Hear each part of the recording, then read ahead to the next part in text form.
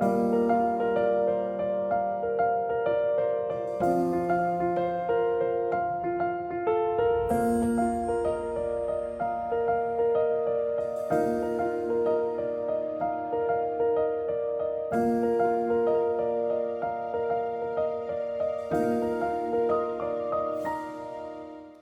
bueno verles y qué bueno poder estar frente a ustedes para compartir la palabra del Señor esta mañana. Es un gozo, un privilegio, una bendición para mí. Y pues, qué bueno, yo estaba hablando a través de Alfa y Omega Visión en el programa Esperanza Hoy. A propósito, miran Esperanza Hoy ustedes. Amén, amén, fue bien así. Esperanza Hoy es un programa de la primera iglesia evangélica reformada, o sea, de Pierre, y se transmite todos los días de 7 a 7:30 a través de Alfa y Omega Visión, pero también lo puede ver en Facebook Live. Solo busque Pierre Honduras y se le despliega la página de Facebook de la iglesia y ahí lo puede ver a las 7 de la noche. Puede escucharlo por Spotify también y se repite al día siguiente a las 7 de la mañana a través de Alfa y Omega Visión. Alfa y Omega Visión también es un canal de la iglesia. Así que mis hermanos, los que no saben pueden verlo. Y lo bueno de Esperanza Hoy, así se llama el programa, surge con la pandemia, pero se ha quedado. Es que cada día hay un predicador o un maestro diferente. Ahorita yo estoy lunes y martes porque para subir al estudio hay que subir 18 gradas. Y el lunes le tocaba al pastor Daniel y no sube 18 gradas, tal vez sube 3, pero... Y me está escuchando, no crea que no. Pero 18 no sube. Entonces, hasta que él ya su pierna esté completamente buena, regresa los lunes. Entonces yo estoy lunes, martes. El miércoles está el pastor Abraham, el jueves el pastor Leo Campbell y el sábado el pastor José Armando Zelaya. Así que mis hermanos, los invito a que vean Esperanza Hoy todos los días. Qué bueno. Y lo menciono porque ahí he estado hablando de algunas cosas que me gustaría mencionar esta mañana. Por ejemplo, que este sería un buen año para que todos nosotros estudiáramos la Biblia o que por lo menos la leyéramos. Mire, no sé si usted ha escuchado, esto se escucha todos los años, por todos lados. Al principio de año se hacen muchas proclamas, ¿las ha escuchado? Este es el año de la unción, este es el año de la prosperidad, este es el año, de la abundancia, este es el año de la restauración. Pero yo jamás he escuchado que alguien diga, este es el año de la lectura de la palabra de Dios. ¿Qué le parece si nosotros lo hacemos no como proclama, sino como algo individual, usted y yo nada más?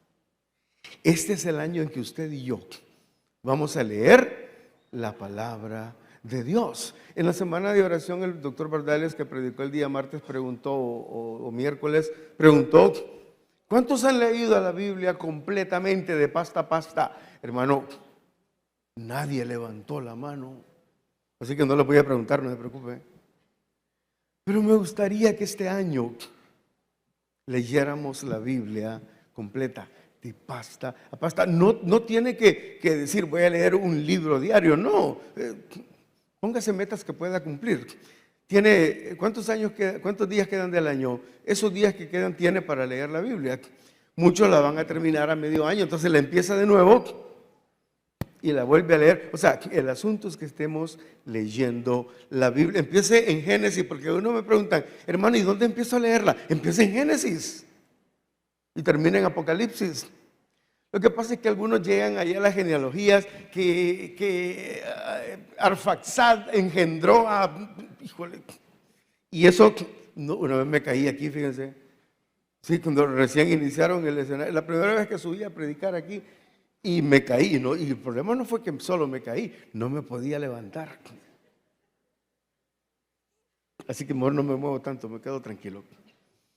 Entonces, no importa, a veces hay partes que no nos gusta leerla, hermano, pero por lo menos una vez en la vida, lea aunque sea esas partes. Y si tiene dudas, no se preocupe, Puede escribirme a mí, al pastor Daniel, al pastor Abraham, al pastor Armando, al pastor Leo, al pastor José Armando. Qué bueno que aquí tenemos mire qué bendición la de ustedes. Tienen una gran cantidad de pastores. Tenemos los pastores de zona, los líderes, los maestros de escuela dominical. Así que si tiene dudas, no hay ningún problema. El asunto es que leamos la Biblia. Y esta mañana, a manera de ensayo, quiero hacer un estudio sobre el libro de los Gálatas, hasta donde me alcance el tiempo, pero vamos a hacer un estudio exegético. Fíjese que hay dos formas de acercarse a la Biblia. Una es de manera exegética, utilizando las reglas de la hermenéutica, que podemos hacer un análisis histórico, gramatical y literario de cada uno de los libros. Y la otra forma es la forma devocional. Nos acercamos a la Biblia buscando una enseñanza que nos ayude a crecer espiritualmente en el conocimiento de Dios. Entonces yo digo, ¿qué tal si hacemos las dos cosas juntas? Hacemos un estudio lo más profundo que podamos de la Biblia para sacar una enseñanza que nos haga crecer espiritualmente. ¿Qué dicen? Yo creo que podríamos hacerlo. Y dije que es como un ensayo porque en los grupos de desarrollo este año me gustaría que participaran en los grupos, aunque sea consiga la lección para que la lea, porque todos los estudios vamos a ir por temas. Y vamos a hacer un análisis exegético con un profundo estudio devocional para que además de adquirir conocimiento, también podamos crecer en el conocimiento de Dios. Es que este es el año de leer y estudiar la Biblia.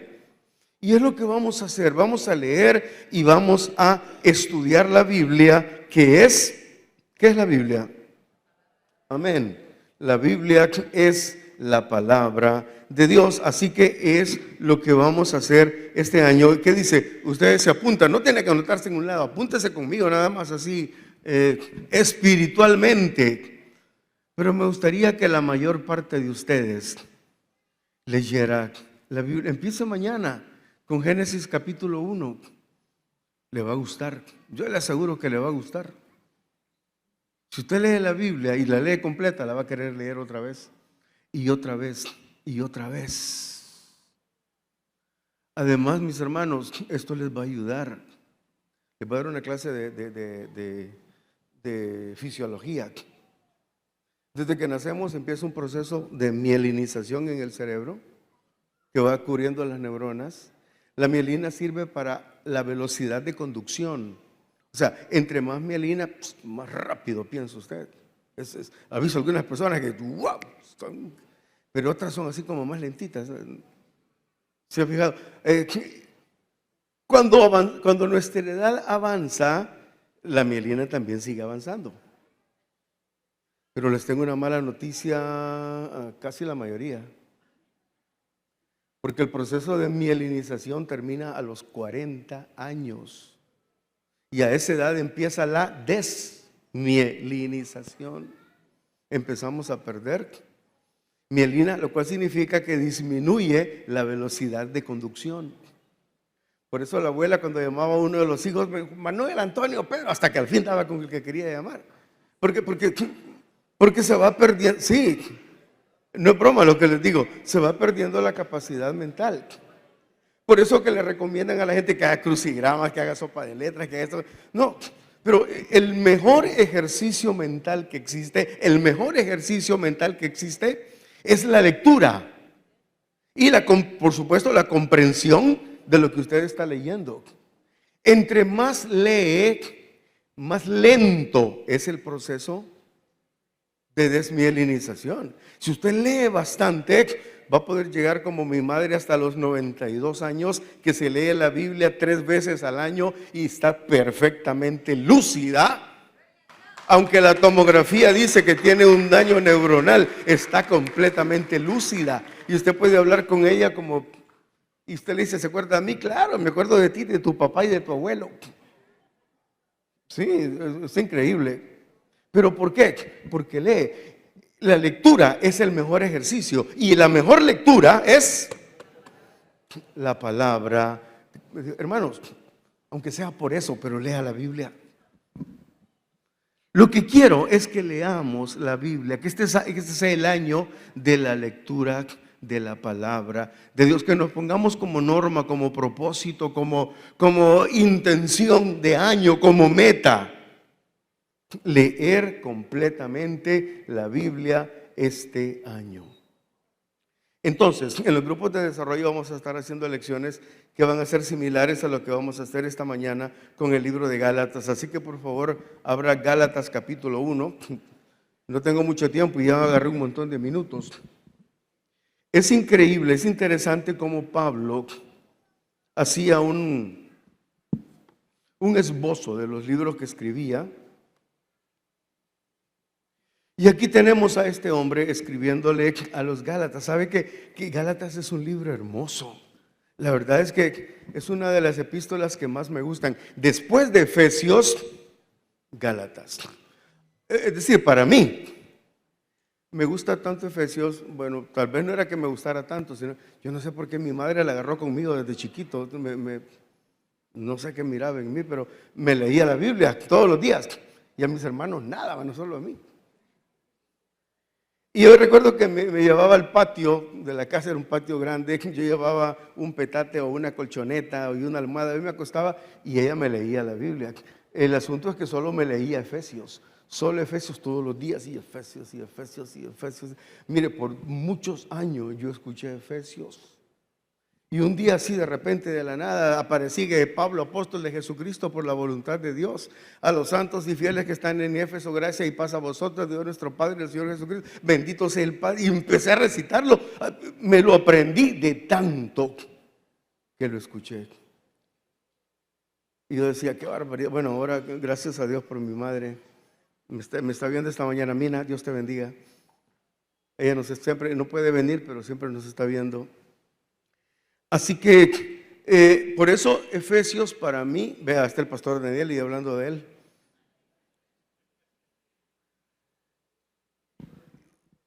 ¿Cómo? Bueno, ahí no escucho qué está diciendo, pero allá está atrás.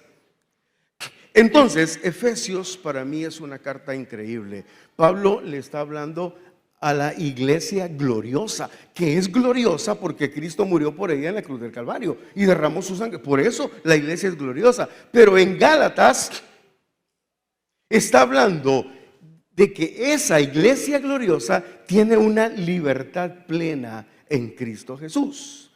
En Gálatas nos enseña que la iglesia tiene libertad. Algunos escritores, algunos eruditos llaman al libro de Gálatas como la declaración de independencia, de libertad del creyente. Ahora, quiero hacer una aclaración en este punto. Es cierto que somos libres y Gálatas así lo menciona. En un punto de Gálatas dice que a libertad hemos sido llamados en Cristo. Pero agrega, pero no uséis esa libertad para libertinaje. O sea, en un buen castellano, en un buen español, lo que Pablo está diciendo, en Cristo ustedes son libres, pero no son libres para hacer lo que les da la gana. Eso es lo que está diciendo. Son libres para hacer lo que le agrada a Dios. Y realmente esa es la verdadera libertad. Cuando somos capaces de escoger entre lo bueno y lo malo, pero decimos, yo escojo lo bueno. ¿Por qué? Porque Dios mora en mi corazón. Tengo la libertad para hacerlo. Podría escoger lo otro, pero no. Yo quiero escoger esto. ¿Por qué? Porque el Espíritu Santo mora en mi vida. Entonces, eso es lo que Pablo enseña. Somos libres, pero para hacer lo que le agrada a Dios. Las personas que dicen yo hago lo que me da la gana porque soy libre, esos son los peores esclavos. Son esclavos de sus vicios, son esclavos de sus deseos desordenados, son esclavos de sus pasiones, no sé qué. Son esclavos de un montón de cosas y ellos dicen que son libres, realmente no lo son. Libre es aquel que tiene a Cristo en su corazón. ¿Cuántos tienen a Cristo en su corazón? Amén, ustedes son libres, mis hermanos. Son libres en Cristo Jesús.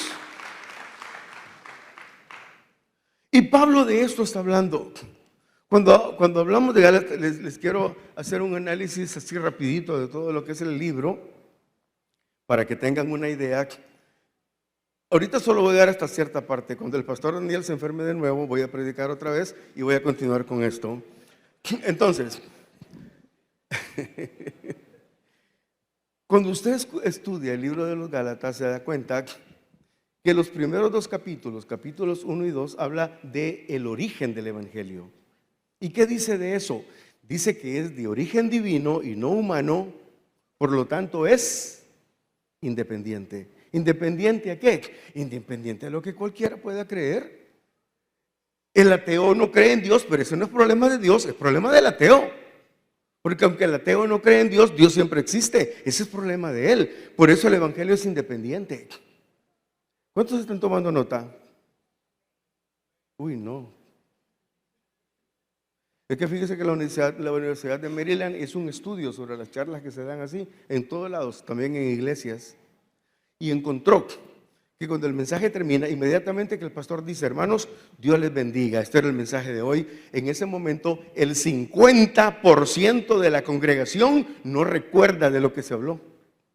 ¿En serio? El 50% inmediatamente que termina. Cuando van saliendo por la puerta, el 75% ya olvidó el mensaje. Y lo peor, cuando llegan a la casa, el 90% no recuerdan de qué se habló. Bueno, la prueba, ¿de qué habló el pastor Daniel el domingo pasado? Vaya, por lo menos estaban en misa, iba a decir. No fue el pastor Daniel, fue el pastor Abraham. Y que ahí en el Pierre todos me dijeron un montón de temas y nada que ver. Entonces, ese 10%, los únicos que recuerdan el mensaje son un 10%, pero es porque solo el 10% toma nota. Así que mi hermano, como este es el año de la lectura bíblica, es el año también de cargar libreta y lápiz todos los domingos en el culto. Amén. Todos los domingos traiga su lápiz, traiga su libreta, ahí en su teléfono apunte donde dice notas ahí, pero anote en algún lado para que no lo olvide, para que lo recuerde. Este es el asunto. Tenemos que recordar la palabra de Dios. Entonces, volvamos al bosquejo general de Gálatas. Capítulos 1 y 2 habla del origen del evangelio. El evangelio es de origen divino, no humano, por lo tanto es independiente. Capítulos 3 y 4 hablan de la veracidad del evangelio. El evangelio es verdadero. ¿Por qué? Porque eso lo dice la palabra. En ese tiempo ellos tenían solo el Antiguo Testamento y aplicaban el Antiguo Testamento para hablar de la veracidad de lo que tenían ahora en Cristo. La palabra y la experiencia que ellos tenían en Cristo con el Espíritu Santo les daban la seguridad de que el evangelio es verdadero. Y los capítulos 5 y 6, los últimos dos, hablan de la aplicación del evangelio. ¿Y qué dicen los últimos dos capítulos? Que fuimos llamados a libertad. Por lo tanto, tenemos que ser libres, así como el apóstol Pablo es libre y se gloría en la cruz de Cristo. Entonces somos libres para agradar a Dios. Ese es un bosquejo general. Ahora empecemos. Gálatas capítulo 1. Amén. ¿Lo tienen todos? Pablo empieza diciendo, Pablo apóstol, y aquí hay una variación en las presentaciones que hace Pablo de sí mismo, y me gusta. Dice, no de hombres ni por hombre, sino por Jesucristo y por Dios el Padre, que lo resucitó de los muertos. Así empieza Pablo esta epístola. Pablo, apóstol, no de hombres, aclara, sino de Dios.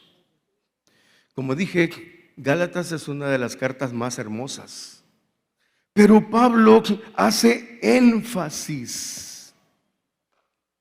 en su categoría de apóstol. Él era uno de los apóstoles, el último de los apóstoles que se mencionan en la Biblia, y definitivamente el último de los apóstoles. No me pregunte, por favor, qué pienso de los apóstoles modernos, porque si me pregunta le voy a tener que responder y no quiero. Entonces, allá por el año 50 se escribe esta epístola. El apóstol Pablo empieza a hacer énfasis en su condición de apóstol. Ahora, ¿por qué lo hace? Recuerde que Pablo Cuando siga leyendo la epístola, se va a dar cuenta que Pablo se refiere a los Gálatas con palabras muy fuertes. Pablo está molesto. Es la única epístola donde vemos a Pablo enojado. Y les dice cosas terribles. En el versículo 3, estoy maravillado, o sea, estoy impresionado, no puedo creer lo que ustedes están haciendo. Y más adelante les dice, Gálatas insensatos. Hay una versión que en lugar de insensatos utiliza otra palabra que no la voy a, no Marquitos, no la voy a mencionar. Marquitos quiere que le diga, pero yo no digo esas cosas.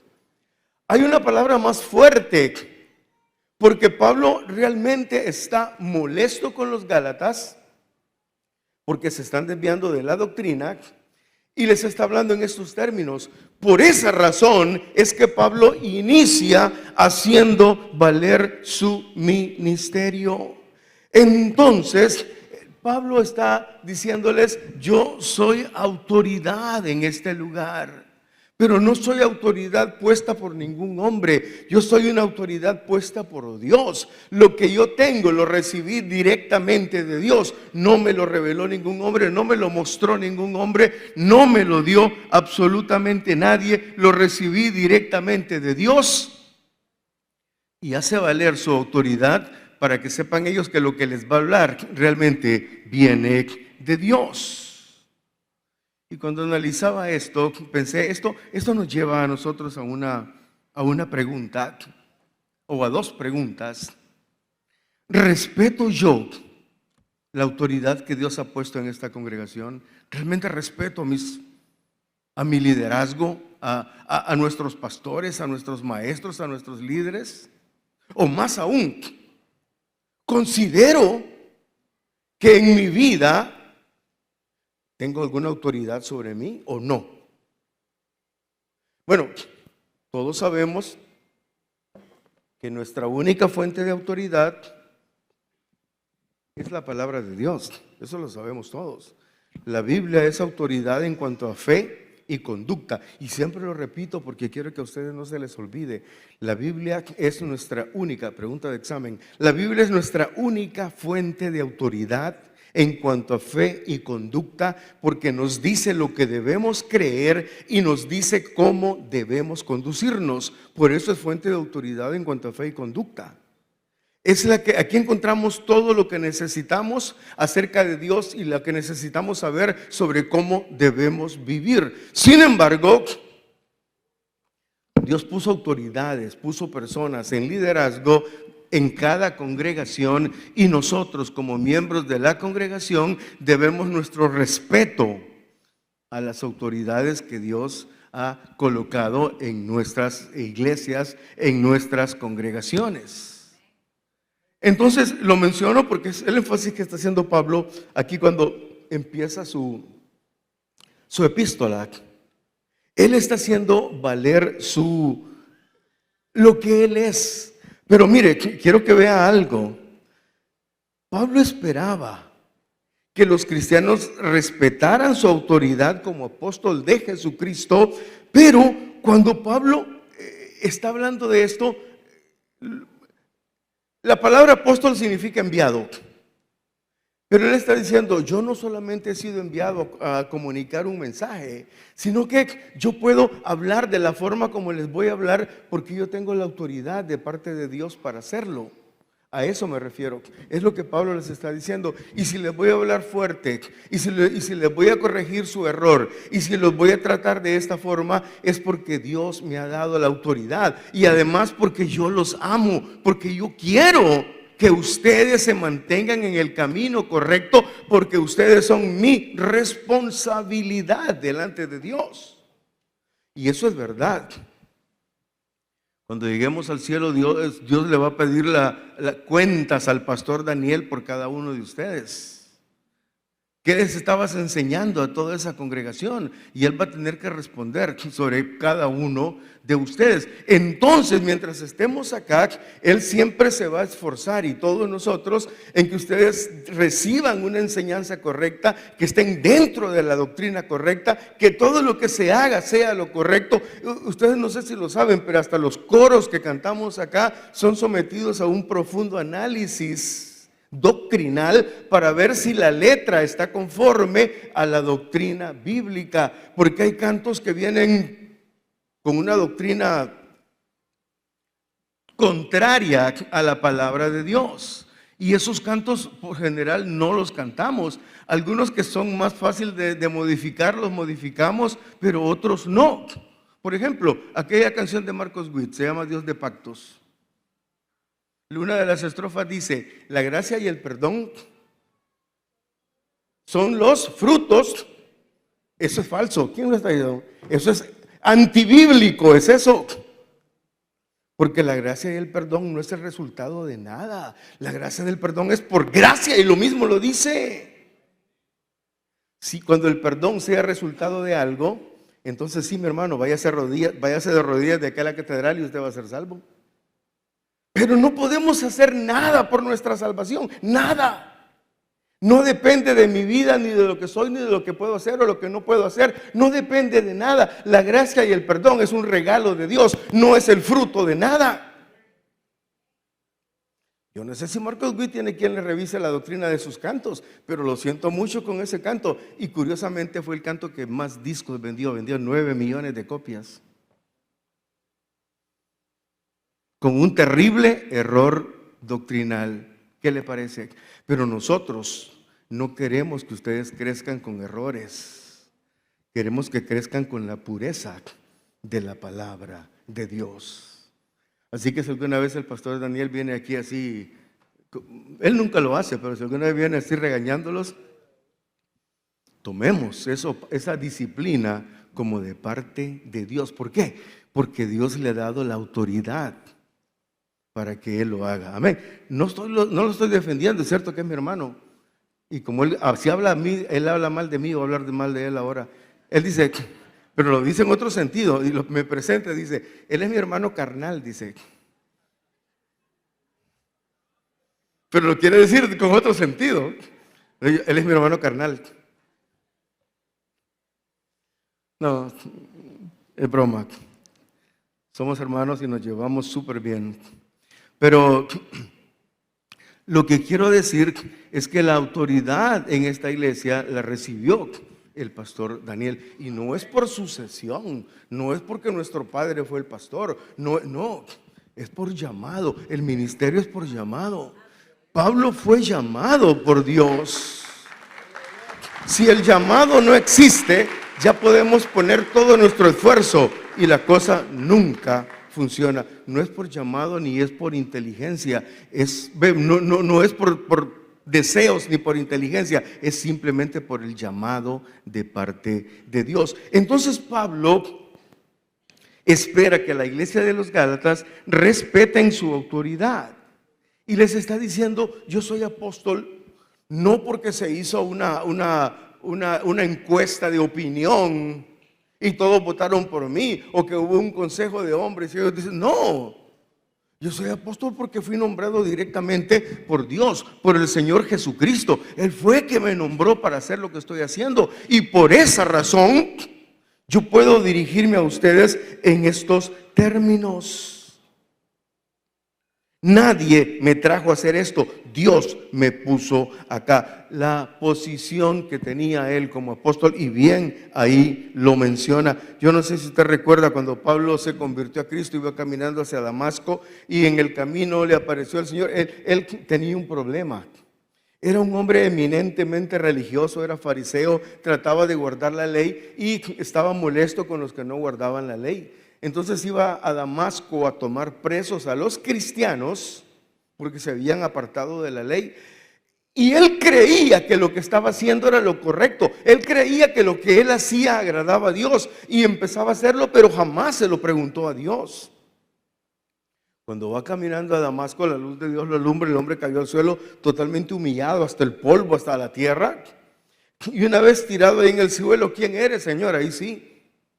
Y se da cuenta que no es a la iglesia a la que está persiguiendo. Y le dice, yo soy Jesús, a quien tú persigues.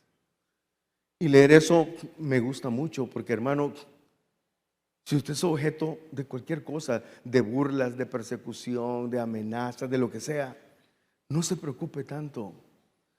no es con usted que se están metiendo con Dios.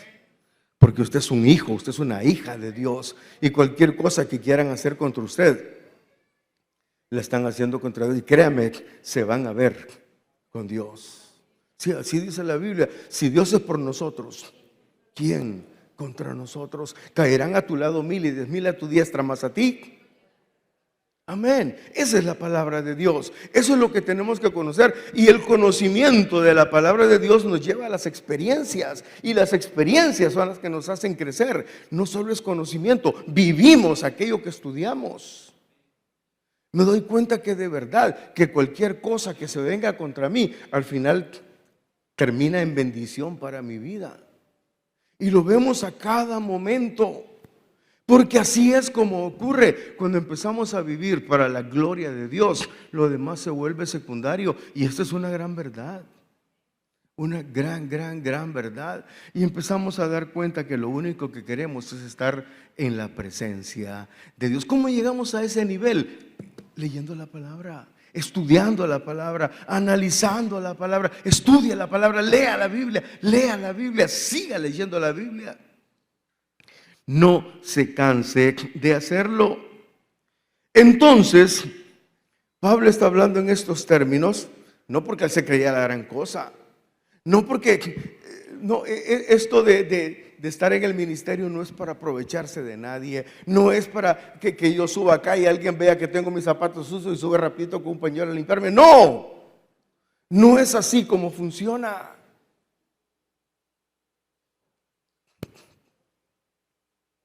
Veamos, yo tengo una cita de Martín Lutero. Hermanos, les llegó la cita. Disculpen que se las envié a las 12 de la noche. Ahí está. Mire, esto lo escribió Martín Lutero y me llamó la atención y me gustó tanto cuando estaba estudiando este pasaje. Y Martín Lutero dijo, nosotros, hablando de él como ministro de Dios, nosotros exaltamos nuestra vocación no para ganar la gloria de los hombres o el dinero o la satisfacción o el favor, sino porque la gente necesita estar segura de que las palabras que decimos son palabras de Dios. Esto no es orgullo pecaminoso, es orgullo santo. Palabras de Martín Lutero. Si yo hago valer, dice Martín Lutero, lo que soy, no es para que ustedes se den cuenta, ni es para que ustedes me rindan pleitesía, no es para sacarles el dinero, no es para conseguir favores de parte de ustedes, no es para que ustedes me sirvan, no es nada de eso. Solo es para que ustedes estén seguros que lo que estoy hablando es palabra de Dios. Y esa palabra puede edificar la vida de ustedes. Eso es lo que hacemos. Ustedes ni siquiera nos podrían llamar pastores si no quieren. Yo me he preguntado por qué me llaman pastor. Todo el tiempo me pregunto.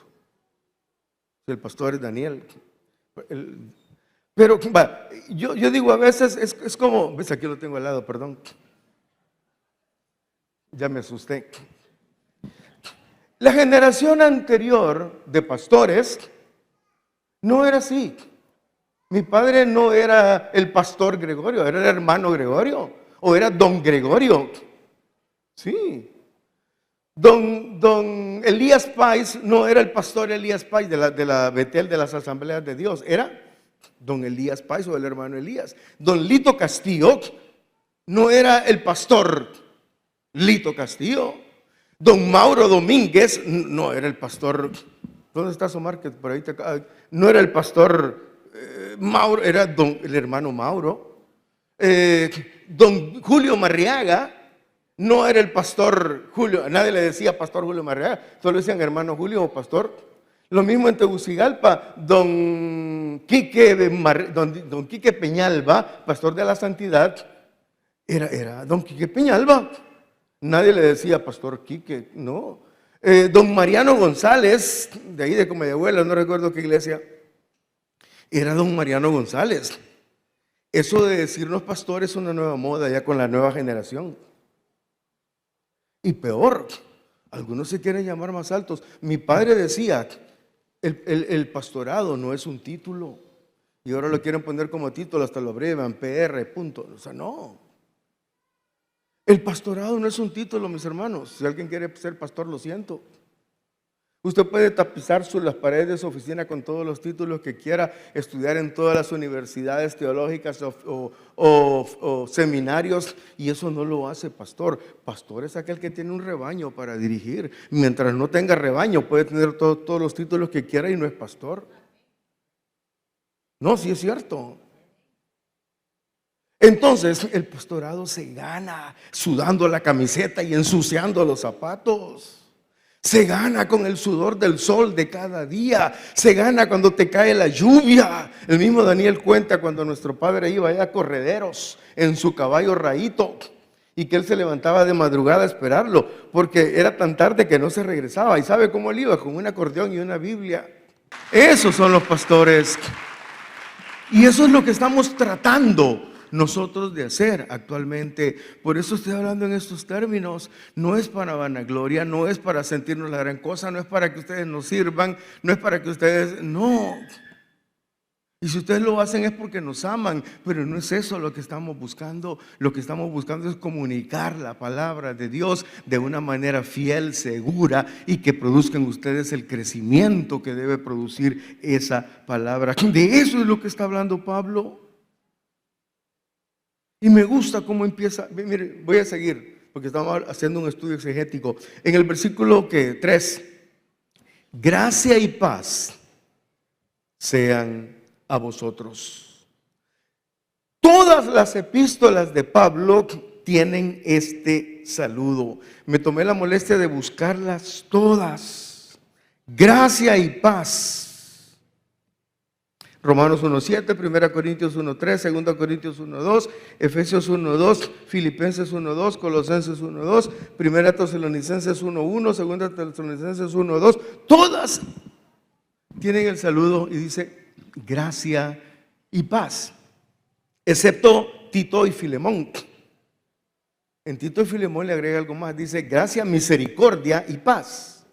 ¿Por qué? Porque Tito y Filemón eran pastores. Las demás cartas eran para la iglesia, pero la carta para Tito y para Filemón eran unos pastores que estaban en esos lugares, y el pastor, además de gracia y paz, también necesita la misericordia de Dios en su vida. Es importante por misericordia es que nosotros nos podemos parar detrás de este púlpito y poder compartir la palabra de Dios. Es por pura misericordia de parte de Dios. No hay otra forma. Es la misericordia de Dios. Pero siempre su saludo era gracia y paz. Qué bueno, primero la gracia y después la paz. Ese es el orden que ponía. Sin la gracia no puede haber paz. Por gracia es que somos salvos, y una vez que somos salvos, la paz de Dios viene a nosotros. Gracia y paz siempre van a ir juntas. Si ustedes están en la gracia de Dios, siempre van a tener la paz de Dios. Mis hermanos, vivamos en la paz de Dios. Disfrutemos de la gracia de Dios. Y Pablo está orando por eso. Oraba para que la iglesia siempre fuera llena de la gracia y de la paz de Dios. Que esto siempre permaneciera en la iglesia. Pero aquí Pablo introduce un punto tan importante para nosotros, y es un gran ejemplo. Pablo nunca, en sus discursos, nunca se olvidaba del evangelio de salvación. Siempre, no importa dónde estuviera hablando, ni con quién hablara, ni del tema que trataran, él siempre hablaba de Jesucristo. Y aquí empieza a hablar del Señor Jesucristo. Si lee el versículo 3, gracia y paz de nuestro Señor Jesucristo. Y lo primero que dice de Él es que se entregó por nosotros. Esa característica de Pablo, ojalá la tuviéramos todos nosotros, que donde quiera que estemos podamos hablar, no importa el tema del que estemos hablando, que de repente podamos mencionar a Cristo, que podamos hablar de Cristo. Yo les felicito a muchos de ustedes, porque muchos veo lo que publican ahí en Facebook y todo. Rolando, yo veo todo lo que hablas y los mensajes que pones. En serio, me gustan, porque yo sé que quienes están viendo son tus compañeros de colegio. y de alguna manera les estás comunicando la palabra. Y yo sé que no solo él lo hace, yo sé que muchos de ustedes lo hacen en los chats donde están. Eso es lo que tenemos que hacer. En lugar de hablar que le regalaron el partido, al Real Madrid, ahora hablamos de Cristo. No es malo que sepamos todo eso y que hablemos de todo eso, no es malo. Lo que estoy diciendo es que en medio de esas conversaciones podemos hacer lo que hacía Pablo.